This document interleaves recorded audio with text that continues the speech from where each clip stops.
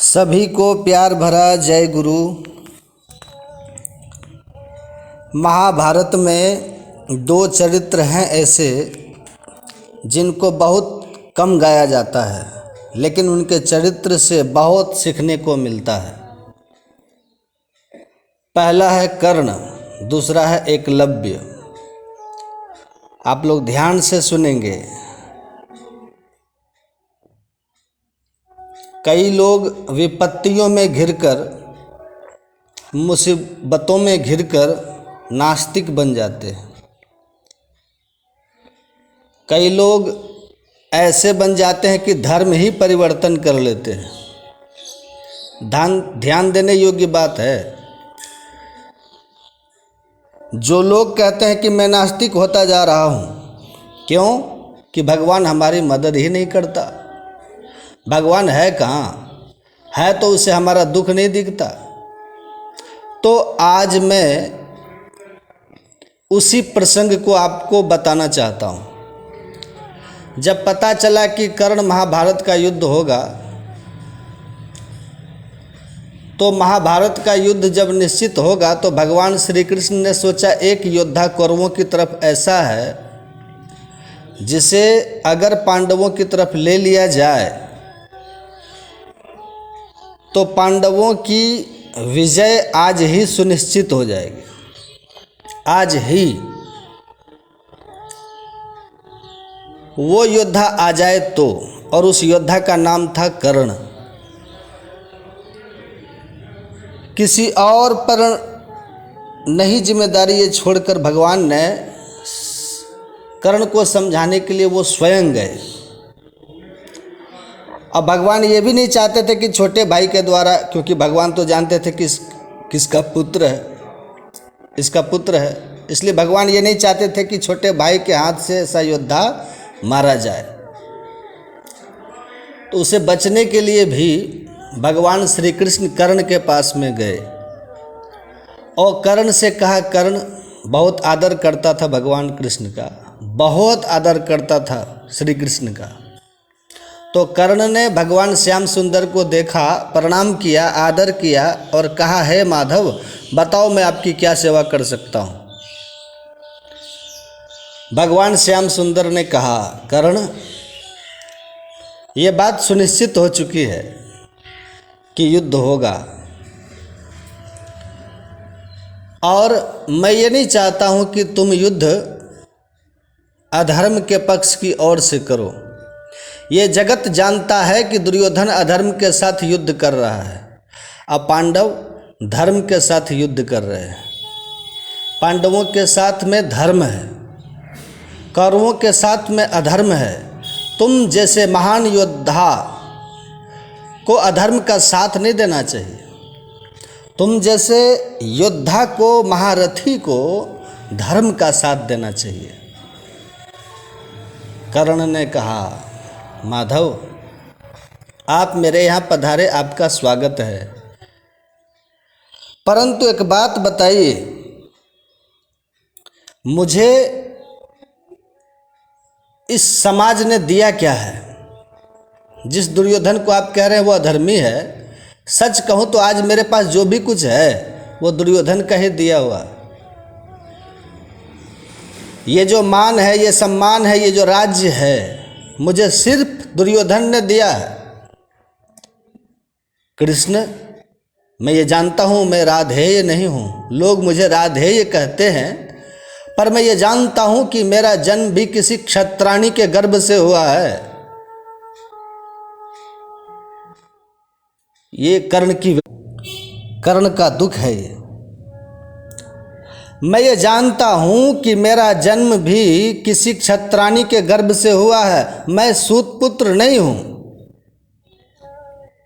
लेकिन मुझ जैसे बालक को जन्म लेते ही किसी माँ ने त्याग दिया तो इसमें मेरा दोष है? मेरा क्या दोष है? मेरा क्या दोष है? वो तो उस माँ का दोष है जिसने मुझे जन्म दिया। मुझे जन्म ही क्यों दिया? और जन्म दिया तो मुझे त्याग क्यों दिया? इसमें मेरा क्या दोष है? मेरा कोई दोष नहीं है। फिर भी उस दोष को मैं ढो रहा हूँ। मुझे सूत पुत्र कहा जाता है, इसमें मेरा कोई कसूर नहीं है। मैं द्रोणाचार्य के पास में गया, मैंने कहा मैं आपसे शिक्षा धनुष विद्या सीखना चाहता हूँ। तो उन्होंने कहा तुम सूत पुत्र हो, मैं तुम्हें शिक्षा नहीं दे सकता, क्योंकि मैंने सिर्फ क्षत्रियों को धनुष विद्या सिखाने का वचन लिया है। मैं ये जानता था उनका पुत्र तो ब्राह्मण पुत्र हुआ, फिर भी उनको धनुष विद्या दे रहे थे अपने पुत्र को, किंतु मुझ पात्र को कुपात्र बना दिया उन्होंने। मुझे धनुष विद्या उन्होंने नहीं सिखाई। क्या ये मेरा दोष था कि मेरी माँ ने मुझे जन्म लेते ही फेंक दिया, छोड़ दिया, त्याग दिया? मुझे सूत पुत्र कहा गया। मेरे योग्य होने पर भी द्रोणाचार्य ने मुझे विद्या दान नहीं दिया, ये मेरा दोष है। इतना ही नहीं, कृष्ण मेरे गुरुदेव परशुराम भगवान एक ने क्षत्रिय नहीं होने की वजह से धनुष विद्या नहीं सिखाया, दान नहीं दी, और दूसरे ने मुझे क्षत्रिय समझकर ये श्राप दे दिया कि तुमने जो विद्या सीखी है ये तुम्हारे काम नहीं आएगी, तुम भूल जाओगे। एक ने क्षत्रिय न समझकर मुझे शिक्षा नहीं दी, मुझे छोड़ दिया। एक ने क्षत्रिय समझकर मुझे श्राप दे दिया, ये मेरा दोष है। मेरी माँ ने मेरा त्याग किया, ये तो मेरा दोष नहीं। इतना ही नहीं, एक गौ चराने वाले ग्वाले ने भी मुझे इसलिए श्राप दे दिया क्योंकि मैं अनजाने में मेरे बाण से उसकी गाय मर गई, तो उसने भी मुझे श्राप दे दिया। मेरा दोष नहीं था, मैंने जानबूझ के कुछ नहीं किया, फिर भी मुझे शाप सहन करना पड़ा। मैं जानता हूँ कि दुर्योधन अधर्मी है, मैं जानता हूँ कि वो जिद्दी है, मैं जानता हूँ कि वो कुमार्ग पर जा रहा है। मैं द्रौपदी के स्वयंवर में उन सभी योद्धाओं से श्रेष्ठ था जो स्वयंवर में मौजूद थे।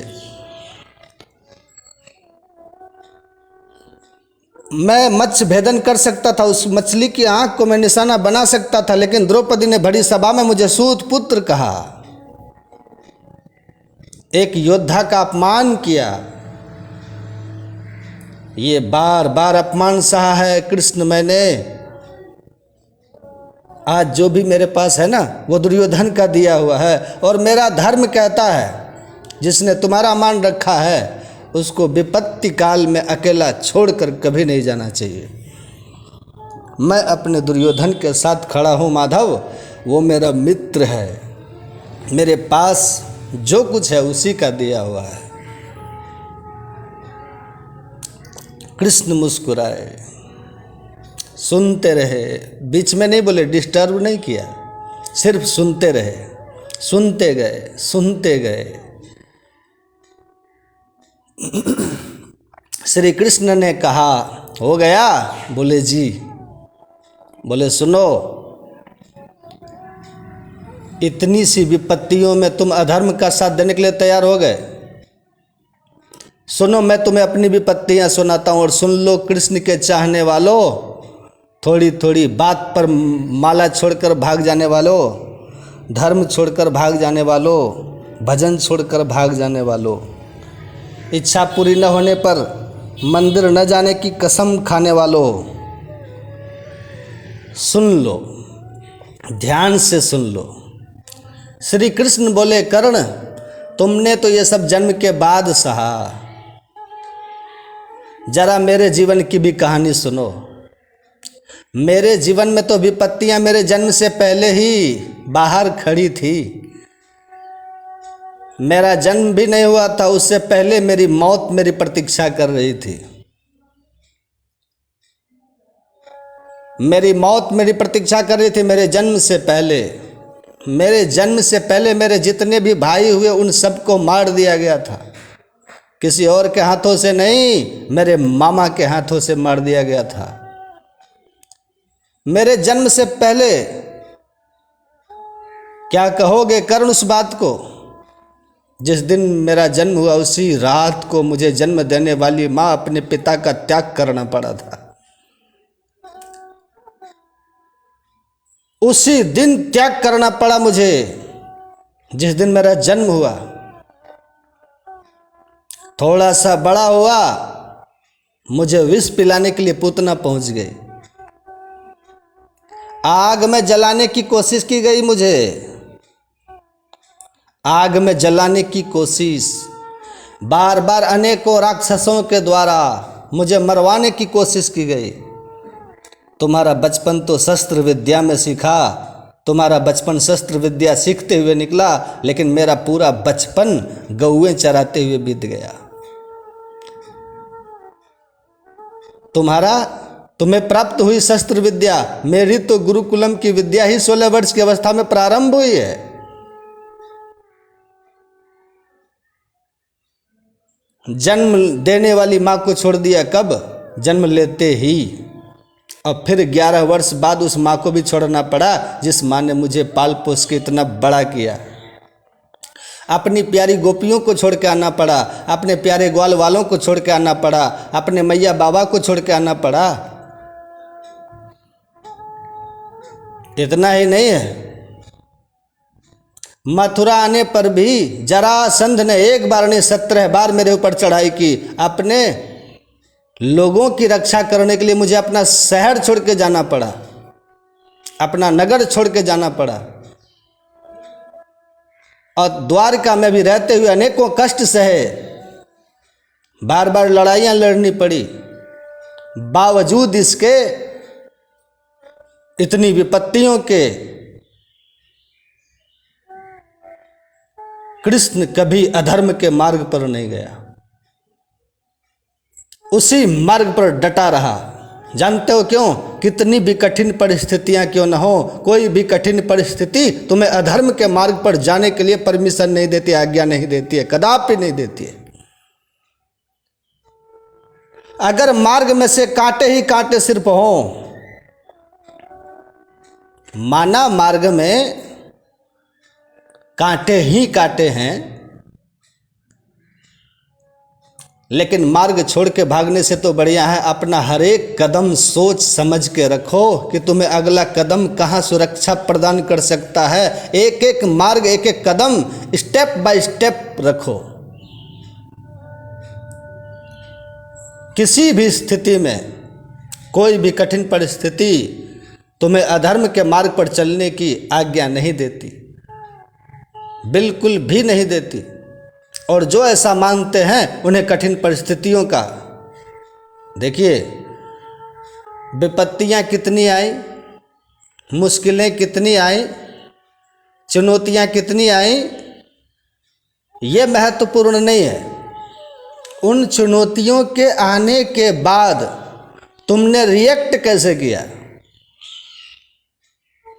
उन चुनौतियों के, विपत्तियों के, मुसीबतों के, प्रॉब्लम्स के आने के बाद तुम्हारा रिएक्शन कैसा है, ये तुम्हारे लिए पहला महत्वपूर्ण है।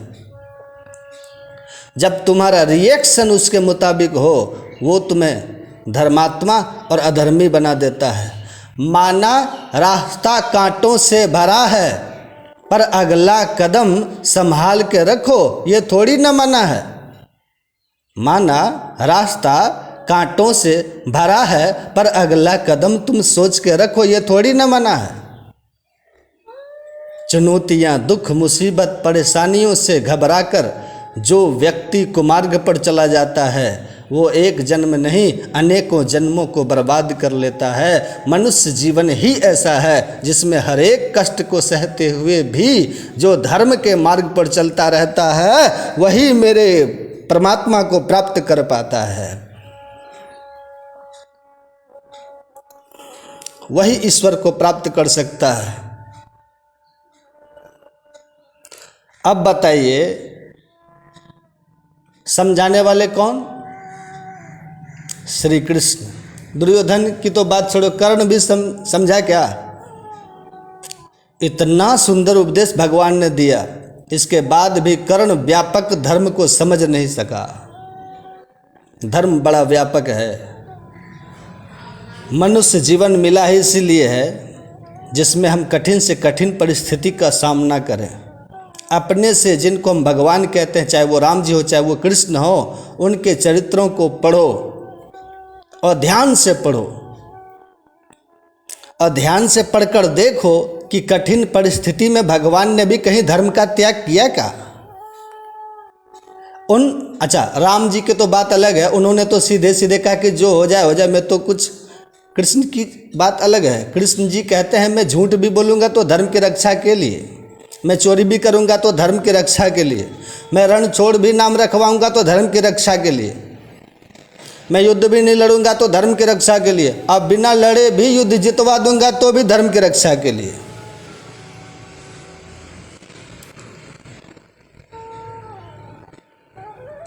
यदा यदा हि धर्मस्य ग्लानिर्भवति भारतः अभ्युत्थानम् अधर्मस्य तदात्मानं सृजाम्यहम् परित्राणाय साधूनां विनाशाय च दुष्कृतां धर्म संस्थापनार्थाय संभवामि युगे युगे। युग युगांतर तक मैं आता हूँ, किस लिए? सिर्फ धर्म की रक्षा के लिए। हे कृष्ण प्रेमियों, है सत्संग प्रेमियों, आज इस प्रसंग के माध्यम से मैं आपसे एक ही निवेदन कर रहा हूँ, करूँगा, कर्ण बनने की कोशिश मत करना। बनना हो तो कृष्ण का अर्जुन बनने की कोशिश करना। कर्ण में और अर्जुन में अंतर है। बलवान तो कर्ण भी बहुत थे, और मैं अगर ये अतिशयोक्ति नहीं होगी, क्षमा करें भगवान, शायद अर्जुन से ज्यादा कर्ण बलवान है, परंतु एक कमी है, निज स्वार्थ की खातिर वो अधर्म के साथ खड़ा हो गया, और कर्ण कृष्ण के समझाने से भी नहीं समझे। यहाँ पर एक बहुत अच्छा उदाहरण प्रस्तुत होता है कि जो अपने बड़ों के बात को नहीं मानता, अंततो गत्वा उसके जीवन में पराजय ही लिखी जाती है।